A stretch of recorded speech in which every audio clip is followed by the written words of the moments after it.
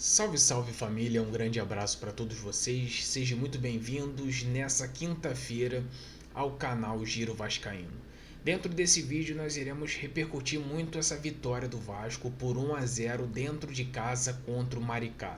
Inclusive que deu a notoriedade do Vasco ir para segundo colocado. Por conta da vitória de Volta Redonda contra a Portuguesa, o Vasco não conseguiu ficar na primeira colocação, mas no sábado terá um confronto direto.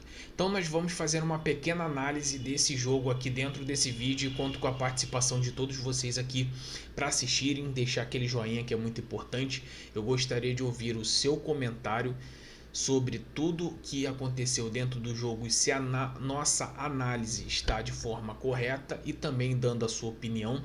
E se você é novo aqui no canal, se inscreva no nosso canal, ative o sino de notificações, que é muito importante. O Vasco enfrentou o Maricá na quarta-feira pela sexta rodada do Campeonato Carioca. Inclusive o Vasco buscando a liderança, o tão sonhada liderança do Campeonato Carioca. Isso não aconteceu pela questão da vitória do Volta Redonda em casa no Raulino de Oliveira para cima da Portuguesa. Inclusive por 2-1. No entanto, o Volta Redonda conseguindo fazer o segundo gol bem quase no final da partida, com a Portuguesa com a menos. Isso ajudou muito o Volta Redonda. O Volta Redonda tem 12 pontos, a mesma pontuação que o Vasco. Só que o Vasco tem 3 vitórias e o Volta Redonda tem 4. Então, por isso que hoje o Volta Redonda está na primeira colocação. E aí, sábado, tem um confronto direto entre os dois em Cariacica, no Kleber Andrade, sábado às 4h30 da tarde. Inclusive vai ser o confronto da liderança. O Vasco possivelmente não vai perder essa segunda colocação. Mas enfim, vamos falar sobre uma análise bem concreta em relação e resumida em relação a esse jogo. O Carille havia colocado aí uma dúvida na cabeça do torcedor, que time que ele colocaria a campo, e ele decidiu preservar boa parte dos titulares, como Jair, Paulinho, Coutinho e João Vitor não sequer foram relacionados, ficaram de fora. Lucas Oliveira, ele havia falado na coletiva que sentiu dores musculares e preferiu preservá-lo, pensando também no clássico da semana que vem contra o Fluminense. Então Carille botou um time alternativo, com boa parte dos jogadores que vinham entrando nos dois jogos contra o Madureira e a Portuguesa, que foi Hugo Moura, Cocão, Paê, Max Domingues, o próprio Jean Davi, que vinha tendo algumas oportunidades, mas também testou Souza e Lucas Freitas na dupla de zaga. Aparentemente o setor defensivo não muito comprometeu, porque o Souza e o Lucas Freitas não tiveram grandes dificuldades no primeiro tempo.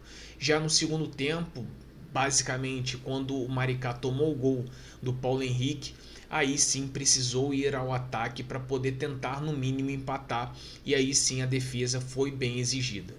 De comparativo, nas duas laterais, o Puma não conseguiu desempenhar o futebol que ele vinha, principalmente a qualidade que ele tem de atacar.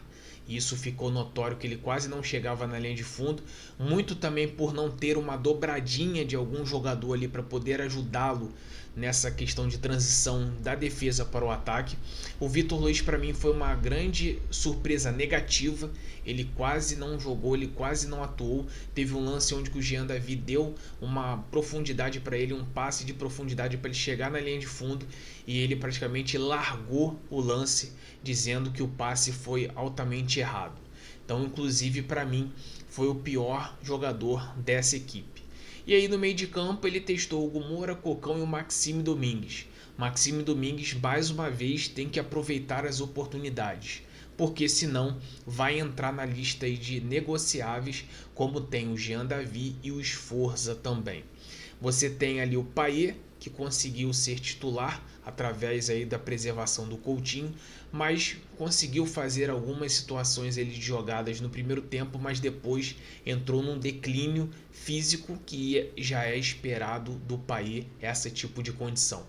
E aí você vê o nosso chaveirinho, o Jean Davi, o nosso Soteldo da Shopee, que nós apelidamos, que sinceramente não é jogador para vestir a camisa do Vasco. Para quem teve Euler, para quem teve Romário, para quem teve Evair, para quem teve Luizão, para quem teve Donizete, ter Jean Davi é imprescindível, é irrecusável ter esse jogador dentro do plantel. E o Vasco precisa renegociar, negociar, emprestar, usar como moeda de troca, seja lá o que for, mas precisa negociar esse jogador porque ele não consegue jogar com a camisa do Vasco. E os fominhas, que foram o Léo Jardim e o Verratti, muito também por conta do Verratti não ter uma opção de ataque que pudesse preservá-lo para esse jogo. Talvez se o Vasco tivesse ali um atacante ali para fazer sombra para o Verratti, talvez o Verratti tinha descansado com a sua família na sua excelentíssima mansão na Barra da Tijuca. Mas isso não aconteceu porque as contratações da diretoria ainda não foram feitas e o Carille tenta nesse início de campeonato fazer malabarismo para tentar conseguir rodar esse elenco. O resultado foi importante, o resultado foi expressivo, é aquele estilo Carille de ser, 1-0, importante é a vitória.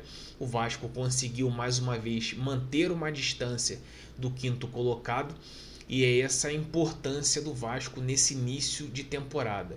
Conseguir pontuar para que quando chegar nos clássicos, realmente a gente vê como que o esquema do Carille, como que a parte tática do Carille e principalmente o trabalho do Carille vai ser colocado em xeque por ser equipes da primeira divisão e a gente vai ter um parâmetro um pouco melhor. Tirando isso, destaques positivos para mim mais uma vez o Paulo Henrique, que entrou muito bem. No segundo tempo, Piton e Tietê também entraram junto. O Tietê conseguindo dar aquele toque de bola refinado que ele tem, tentando segurar mais a posse de bola. E isso ajudou o Vasco a não sofrer riscos e até mesmo para entregar a bola para o próprio Maricá. O Cocão errou muitos passes. O Cocão tem que começar a ele próprio melhorar, pensando no que ele fez no ano passado, e até mesmo se ele não melhorar, ele dificilmente vai conseguir ter uma chance de ser titular nessa equipe, sabendo que o trio ali de volante, quando puder atuar, seria Jair, Paulinho e Tietê. Então, resumindo a história, o Vasco conseguiu uma vitória importante, ajudou muito a talvez até mesmo ganhar confiança todo o restante do elenco, até mesmo esses jogadores, porque aquilo, quando o jogador tem confiança, ele consegue sobressair, ele consegue fazer até jogadas que sem confiança o cara não faria. Então, a importância da vitória dentro de casa. E agora o Vasco enfrenta o Volta Redonda em Cariacica, no Kleber Andrade, inclusive querendo quebrar um tabu. O Vasco já não vence nenhuma equipe lá, ou também o Volta Redonda em Kleber Andrade já tem muito tempo. Inclusive no ano passado não venceu o Volta Redonda lá e esperamos que esse tabu seja quebrado no sábado. Então esse é o vídeo, vai rolar agora às 7 horas da manhã. Conto com a presença de todos vocês aqui para chegar deixando aquele like que é de mera importância. Se inscreva no canal como a gente está pedindo aqui. É muito importante você fazer parte dessa família do Giro. Ativa o sino de notificações quando a gente receber, ou até o próprio YouTube te recomendar a nossa notificação de qualquer tipo de conteúdo que a gente faça aqui dentro da plataforma. E live às 11 horas da manhã estaremos juntos. Deixe também o seu comentário, eu gostaria de ouvir a sua opinião. Um grande abraço para todos, uma ótima quinta-feira para todos vocês. Aguardo todos na live às 11 horas no Almoço com o Giro, aqui no canal Giro Vascaíno. Saudações Cruz Maltinas, um grande abraço, casaca no coração de todos.